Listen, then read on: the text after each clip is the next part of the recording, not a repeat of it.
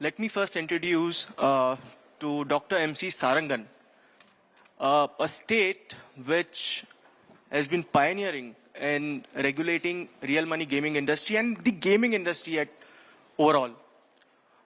Today, we will be discussing on how Tamil Nadu has set a stage for every other states to look at up and also to understand how online gaming and safety can definitely go hand in hand.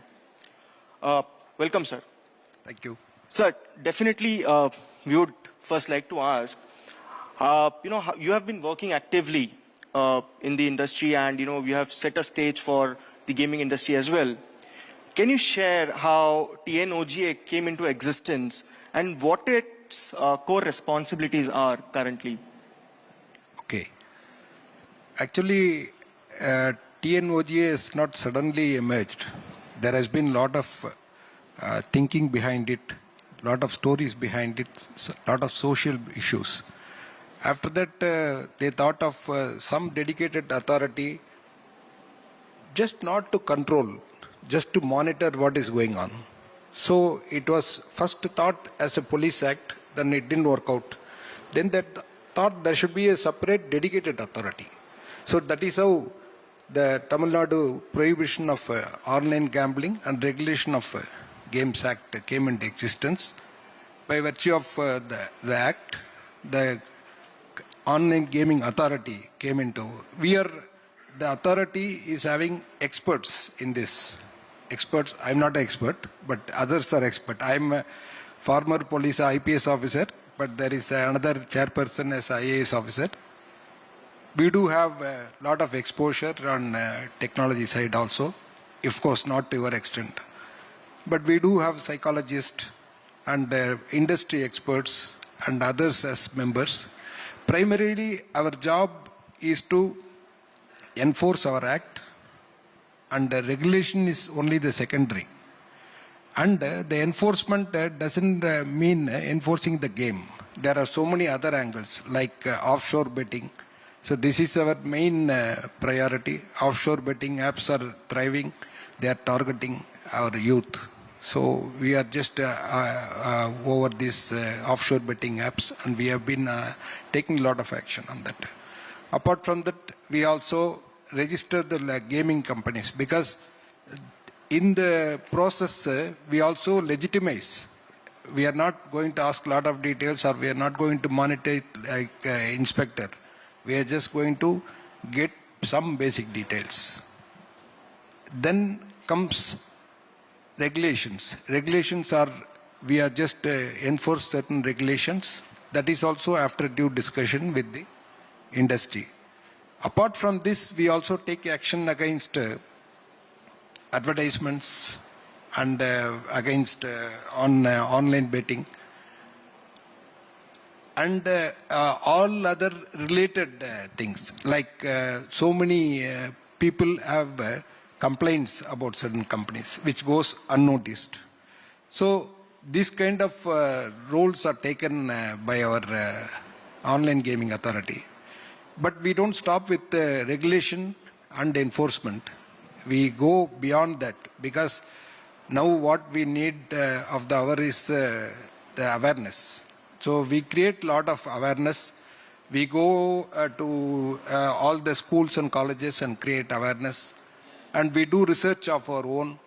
And we have a team to conduct research. We also collect a lot of details from the other research works and articles. You're truly right that offshore betting and gambling platforms are creating menace, not only in terms of money laundering, terrorism, and especially advertisements which pull them to these illegal offshore betting platforms. I just wanted to understand, how are you taking safety in online gaming, and what are the specific aspects you're focused on as TNOGA in Tamil Nadu? It's regarding advertisement you're asking, generally? General safety aspects that you look at in online gaming. See, the problem is not gaming. It is excessive gaming and compulsive gaming. So we are into this compulsive gaming. We are against excessive gaming. and we are for responsible gaming. See, that is what we are trying to do, and none of our actions are taken on the table. We do a lot of research. We do go to the field. We have secondary data, primary data. We ourselves collect data. And we have done extensive research with 1,47,000 students, college, school students, and 17,000 teachers of college and school teachers, and to assess the behavior of the students on online gaming. It includes a lot of details. Right, and TNOG also drives a lot of public awareness campaigns. You know, how important these campaigns are to raise awareness and to mitigate gaming-related risks in the state? It is very pertinent because the video casual games are different from other games. So it is large in number and it is difficult to regulate or control. Moreover, the key to this regulation lies with the parents and the awareness. So what we think is creating awareness is the most important thing, and Tamil Nadu government has come forward with sanctioning money for conducting such awareness campaign, and we have already conducted such awareness campaigns, particularly targeting school college students, teachers, parents, and law enforcers. So we have been conducting that periodically. Apart from this, we also try to understand the young minds. We conduct essay competitions. We ask them to write how to get over gaming addiction, what are all the ways you can think of. So many students have suggested many things. So in this way, we try to understand before formulating any strategy, it should be evidence-based. So what changes currently are you looking at? Have you seen any drastic changes in terms of gaming patterns in the state after these campaigns? It is very difficult to assess now. Actually, it happens very slowly because the phase at which gaming is moving is much, much faster. So the campaign, you know pretty well, the campaign can reach a limited person, but whereas the game can reach anybody at any time. So the campaign has to take its own phase. But now the gaming companies themselves have come forward and they have contributed on campaigning. You know the risk of the children involved in gaming and the related risk, they also make it known to them so that they also aware of the risk of playing excessive gaming. So I'm sure multiple stakeholders are today in this room. I just wanted to understand, sir, from you, what role should online gaming companies and platforms play in safety education, and how can the industry best work with TNOGA to protect the interests of these gamers? It is very simple. Any regulations are not enemy to innovations. See, it is just supplementing it or substantiating the efforts taken by them. How would anybody go against innovation or development? It is only the cautionary steps sometimes we have to take. So, Tamil Nadu government has been taking this kind of step for the first time in India. In fact, it is a blueprint for the entire nation, this authority. We don't have anything to learn back from the past or turn the page and learn anything, because we had to invent everything, what is going to be our role, what we should do, what we should not do. We have faced a lot of legal challenges. We have sailed successfully, and we still face a lot of... See, it is part of your process. But still, at the end of the day, the TNOGA is able to deliver what it is mandated. Even now, we are going against a lot of ads which are published by the offshore betting companies and a lot of surrogate ads. I don't know anybody has done that so far. So as I mentioned, Tamil Nadu is a state who takes proactive approach in cracking down on illegal offshore betting companies who are very notorious and are trying to reach out to multiple users in India. Sir, I wanted to understand also this part that children today are starting, gaming unsupervised. How can schools and parents can be involved into this digital literacy and gaming safety?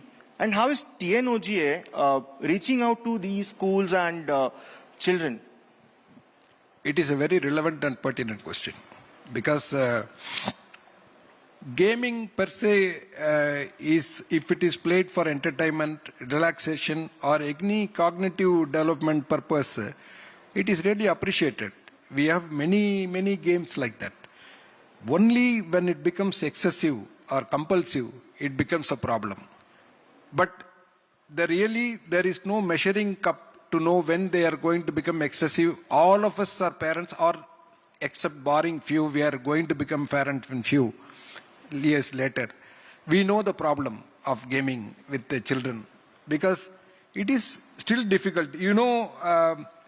Platforms like Google, they have introduced lot of mechanism, parental control mechanism and age rating.